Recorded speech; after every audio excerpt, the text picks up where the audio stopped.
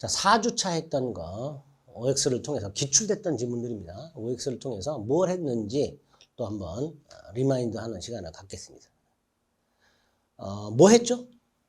기억나세요? 4주차 뭐 했는지? 무건들이 했죠. 계약에서 협의 무건들이 유동적 무효, 추인 거절, 최고 철회. 무건대리인 책임, 단독행위 무건대리 이런 거 했고요. 표현들이 했죠. 그 다음에 무효했고 취소했습니다. 그거와 관련된 것들이라 생각하시면 돼요. 자, 먼저 무건대리 행위, 본인이 추인할 수 있죠. 자, 이때 추인은 단독행위라고 그랬잖아요. 상대방의 동의나 승낙을 받을 필요가 없다 그랬죠. 따라서 전부를 추인해야 된다고 그랬습니다. 추인하려면 전부를 추인해야 된다고 그랬어요. 따라서 만약에 본인이 일부만 추인하거나 무건대리인이 토지 건물을 다 팔았는데 건물만 추인하거나 또는 변경해서 추인했다.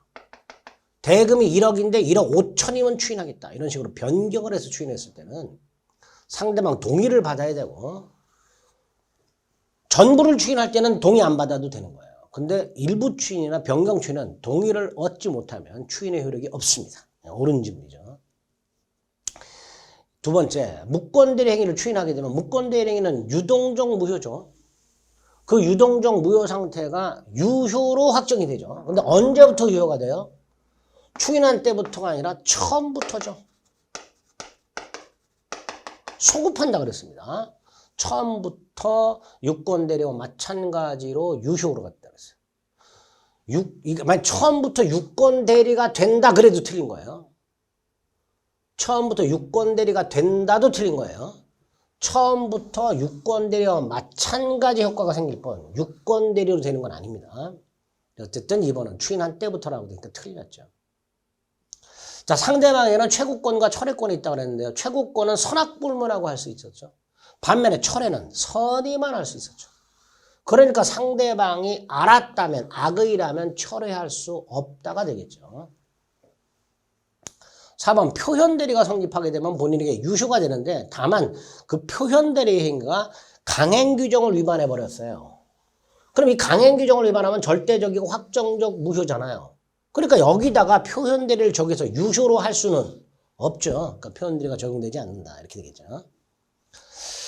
자, 법정대리권을 기본대리권하는 권한 넘은 표현대리가 성립할 수 있는가 없는가? 있죠.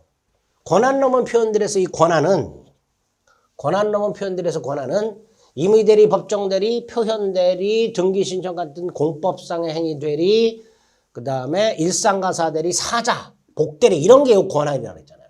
그러니까 법정대리 권을 넘었다 표현대리 성립할 수 있다 이렇게 되겠죠.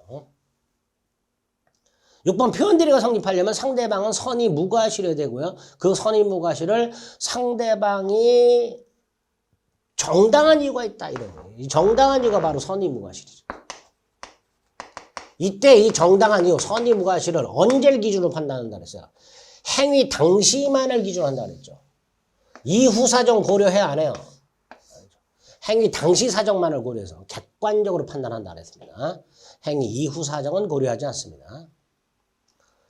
7번 법률행위가 일부가 무효예요. 137조가 있죠. 원칙 전부 무효죠. 다만 두 가지 요건 불가분이고 아니 가분적이고 즉 분할이 가능하고 가정적 의사가 인정이 되면 일부만 무효로 할 수 있다고 그랬죠. 그러니까 법률행위 일부 무효를 적용하려면 가분적이라는 요건과 가정적 의사가 고려가 돼야 하는 거죠.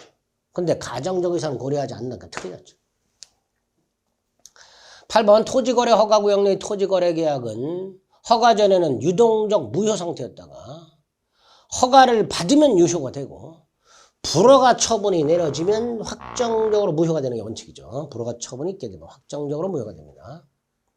9번 무효인 행위를 추인하더라도 효력이 없죠. 다만 당사자가 무효임을 알고 추인하면 무효 행위를 추인하면 새로운 행위로 본다 그랬죠. 처음부터 유효로 되는 게 아니라 새로운 행위로 본다 그랬습니다. 새로운 행위로.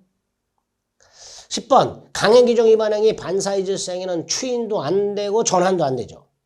하지만 불공정한 행위는 추인은 안 되지만 전환은 적용된다 그랬죠. 전환은 적용된다.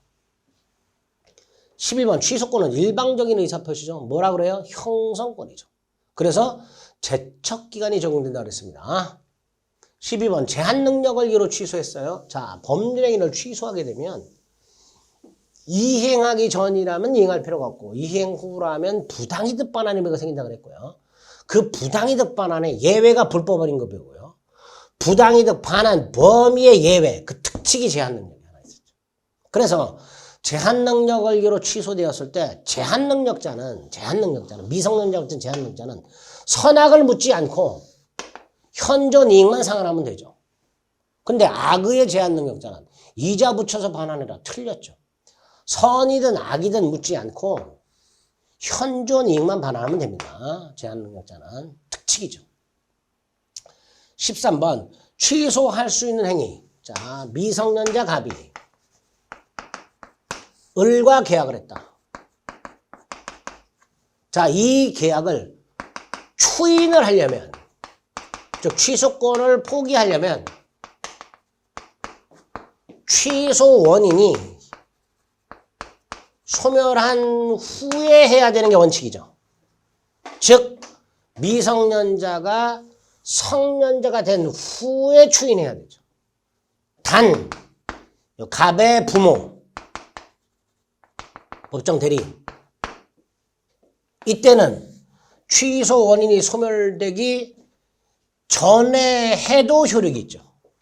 취소한 후에 해야만 효력이 있다가 아니라 취소 원인이 소멸되기 전에 해도 추인의 효력이 있게 됩니다. 법정 대리인이 추인하는 경우에는 이런 것들이 4주차에서 했던 내용들입니다. 아주 중요한 내용들이고요. 4주차 했던 거에서 무권대리 표현대리 무효 취소 적어도 3문제 내지 4문제 출제될 수 있으니까 아주 중요한 파트를 했습니다. 자꾸 반복해서 내 걸로 만드는 훈련을 해주시기 부탁드리겠습니다. 네, 수고하셨습니다.